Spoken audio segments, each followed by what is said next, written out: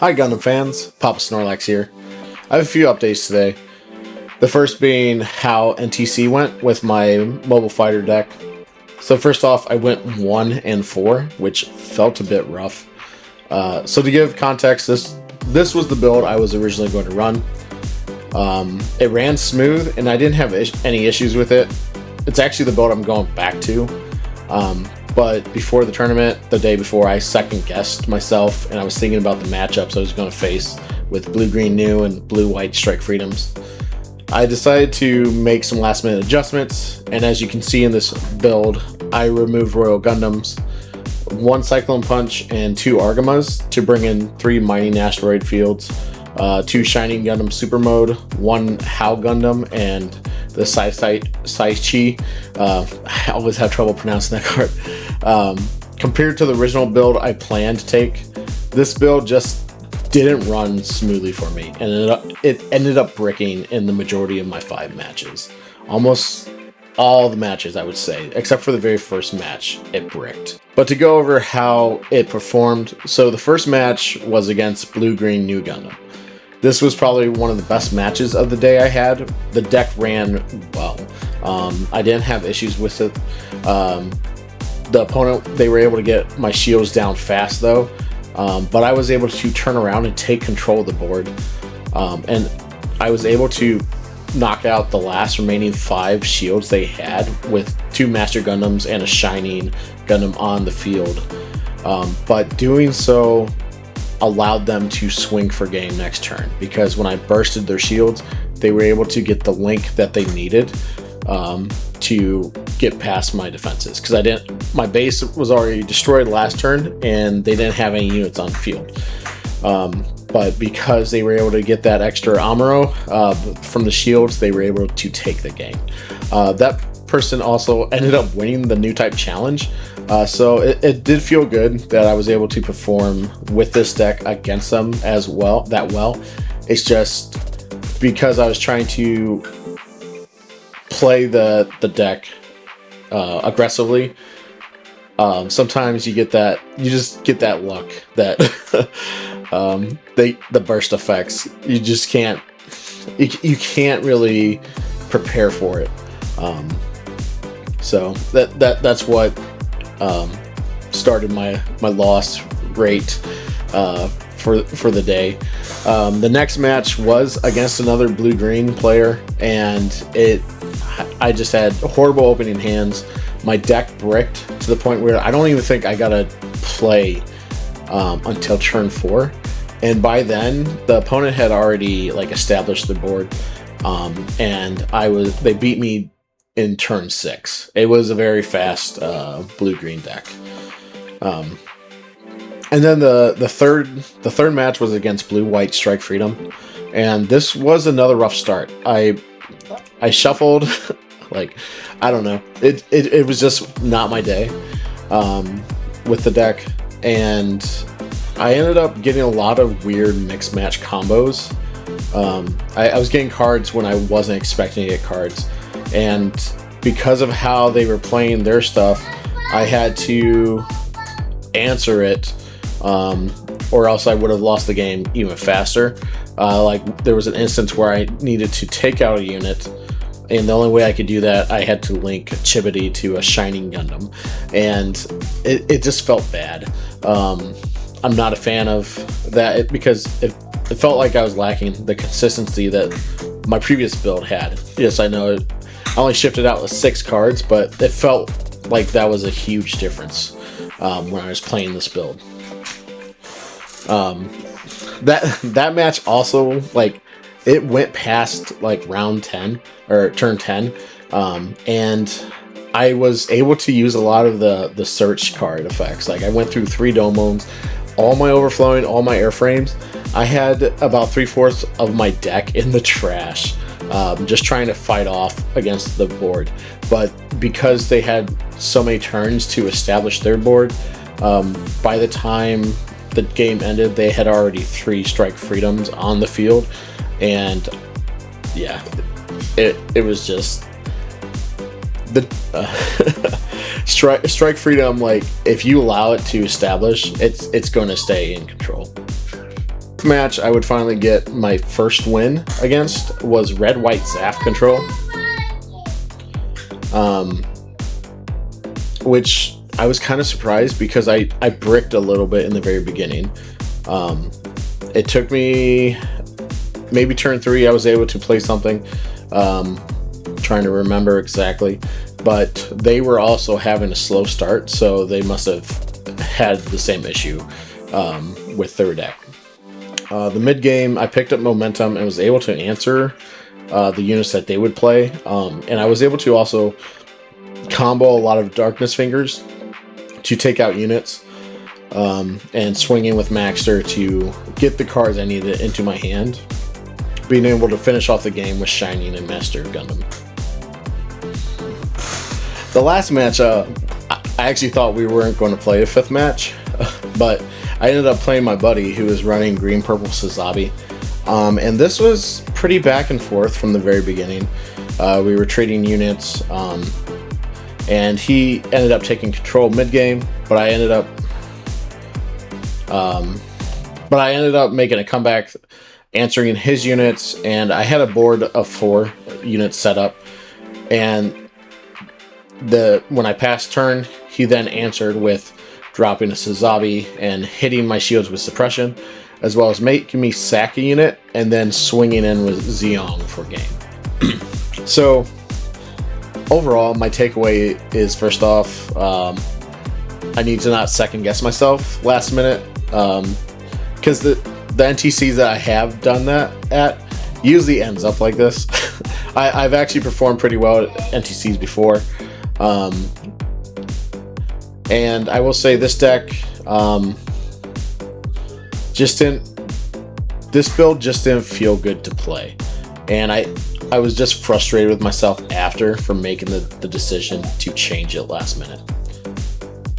But I will say it also allowed me to see what and why I don't like about certain cards in my deck, based on these matches. And also got to see what cards could be potential sideboard or swap-ins from this. So first off, Asteroid Mining Plateau Field was a solid, especially against blue-green. I think I would still run 4 bases instead of 5, and either a 2/2 or 4 of either Mining or Argama. Both are solid defense options for MF in this format. Next card, Shi. God, I can't even pronounce it. They just didn't really use. He didn't see play or use. Every time I got it, I was just wishing it was Cyclone Punch. Honestly, I'm gonna take it out and just put in my 4 Cyclone Punch. That card just works better for what the deck wants to do. While like Breach is a nice option to have, at least with the current meta, there weren't enough opportunities for me to capitalize on that effect. Whereas the Cyclone Punch, I was trying to deal with their units while keeping mine alive, and it just ended up being more of a combo piece than the other one. And it brings more value in the way I play my deck. Now for the next card, How Gundam, I will say it is decent, but I still probably would only play one of. I only got to play it in 1 match, which was the blue-white strike deck, which was probably not the best one to have access to it. I was able to trigger its effect, pinging 5 of the units, but because of that, only 1 of the units ended up getting killed. It damaged the rest, but like because they're like thick blockers, it just didn't do much for me. It's all right, and it's very situational. It is an additional link for Master Asia, but it's definitely a card that you would want to make sure that your deck is built around using that. So like if you're focused on a mobile fighter ping deck, How Gundam is definitely the way to go. But for the way I'm playing, It's very situational, and I wouldn't run more than one. And now for the card I want to like, but I just don't.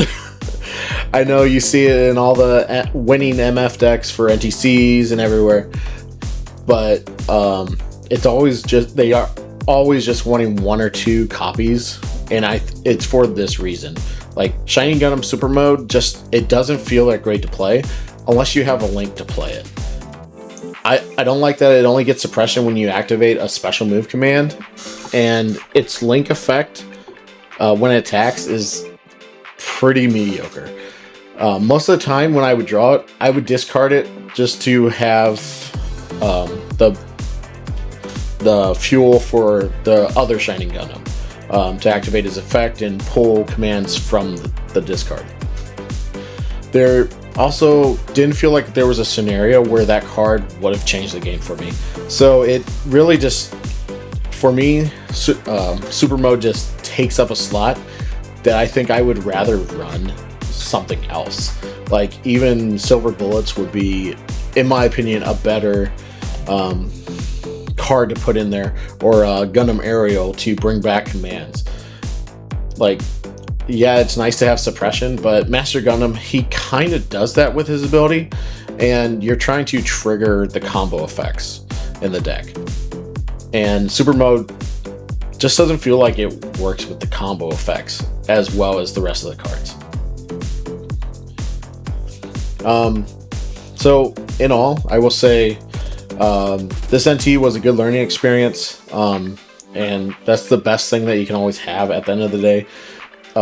Yeah, it sucks to to go 1-4 out of 5 matches, but I really learned a lot about the deck and how to improve upon it for future events. I also got to trade a few of my cards and got me the Wing Zero Endless Waltz alt art, so I was pretty stoked about that. I won't be doing any more new types for this season, so I'm going to miss out on the Unicorn due to family and work scheduling. There's not any spots that I can go to events nearby. But I am ready for the anniversary event. I'm pretty excited for that, and I got some of those events already scheduled on that. And my buddy told me that the starter deck events are going to be posted in September. I'm super excited for those. I really want to get me Heavy Dominion and Silent Barrage. Those are the 2 out of 4 I'm excited for. Raging Onslaught would be coming in second if Silent Barrage and Heavy Dominion are like both tied for first. Aquatic Assault is the only one that like I'm not impressed with, and I don't think it's going to stand up against the rest of the decks. If I had to place my money on what deck does well, like does the best, I think it's going to be Heavy Dominion. Like I think Silent Barrage might be able to overcome Heavy Dominion, but I think Heavy Dominion is just solid from what I've seen of the reveals. So first off, thanks for sitting with me and hearing me rant about the recent NTC. And if you enjoy my content and want to keep up to date with events I'm attending, the Gundam Roulette challenges I make, the constant short reveals and future content that I'll be putting together, just throw me a like, subscribe, and ring that bell. It helps the channel, and I want to grow the community. This isn't the only channel I'm working on. I'm also on TikTok, and I stream on Twitch. I'm trying to get this community going and to start up a bigger community to bring people together, not just from Gundam, but from multiple streams of life. But I know a lot of you want to see the update that I have for the red-purple deck that I'm running for this weekend. So let's dive in, and I'll discuss what changes I've made from the previous build I put together for Exia Rush.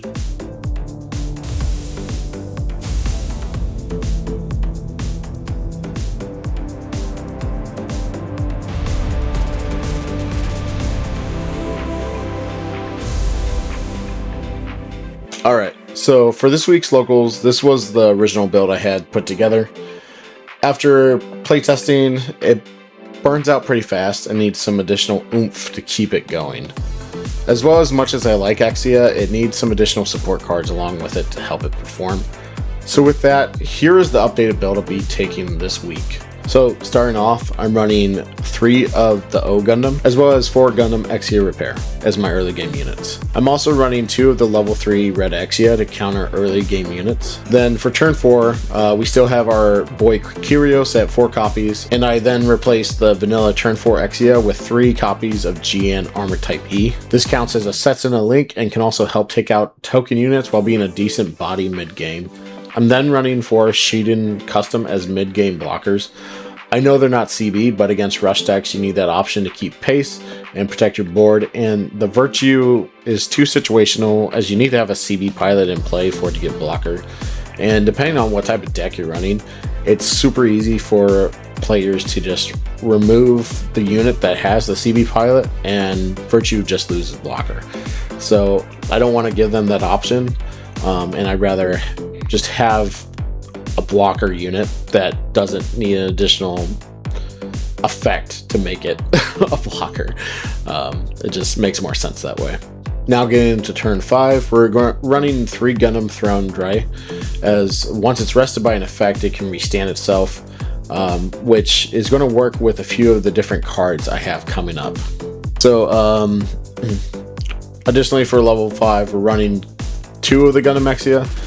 This card I feel is decent, but I feel like it bricks too much if you run it at 4. So with that, it's a bit situational. So I think 2 is the right number, at least for my playstyle. And then going into level 6, we're running 2 of the GN Armor Type E as our late game blocker and large body. And additionally, I have 2 Gundam Throne Eins, which allows us to rest CB units to deal damage to enemy units when it deploys. So with that, if you have the Drays out on the field, you rest them, they just restand, and then you're dealing damage as this drops. Then for level 7, we're running 2 Exia Transam as our late game finishers with suppression, and then 2 of the level 7 Throne Eins, which gets suppression when you link it, and once per turn I can rest 3 of my CB units to deal 4 damage to an enemy unit. Once again, allows me to rest the Drays and then restand them while also triggering the effects. And then we're running 3 of the Nina Trinities, which combos well with the Drays. If I link it with the Dray, I can activate support 2, restand it, and then swing, while giving something else a +2 attack.